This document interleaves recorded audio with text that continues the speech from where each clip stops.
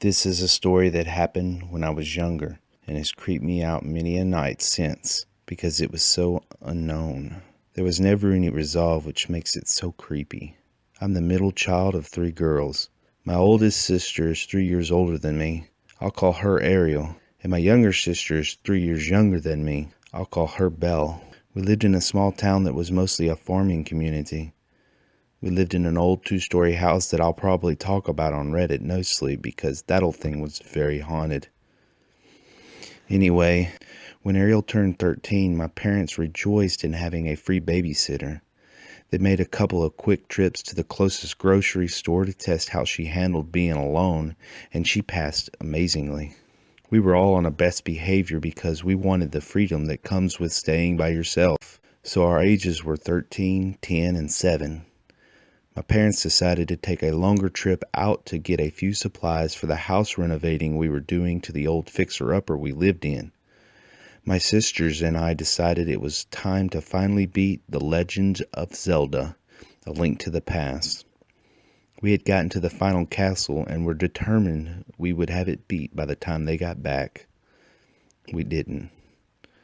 Our living room was at the front of the house on the right side when you came in through the front door. It was a strangely designed room with the wall to the far side being a mirror and the wall at the front of the house having 5 windows. We didn't have any curtains on the windows at that time because my dad was redesigning the room. We were on the floor playing our video game when Belle happened to glance out the window and noticed a car driving very slowly down our street. We knew our neighbor's car because they never changed. It was a short red car. No one in our neighborhood owned it. It was dark out, but we had a pair of pillar lights at the end of our driveway that illuminated the end of our driveway. The car came to a stop in front of it. I didn't think much of that, but my Ariel did. She didn't let on that she was worried, though. Well, the car turned into our driveway very slowly and sat there for a good 5 minutes. I was still not paying attention, but I noticed Ariel was very tense. "Everything okay?" She shook her head and stood up slowly. She motioned for me and Belle to do the same, which we did. I was beginning to worry, but didn't want to look like I was a wimp, so I pretended I was annoyed. "We're going to the kitchen, okay? Be quiet." I remember very clearly that her voice was quiet and strangely calm for how tense she was standing. She was staring at the car and stopped abruptly when it began to move once more. It slowly inched towards our house until it was halfway down our long driveway and stopped once more. Ariel stood still, and I remember Belle shuffling closer to her. I was confused at who the strange car belonged to.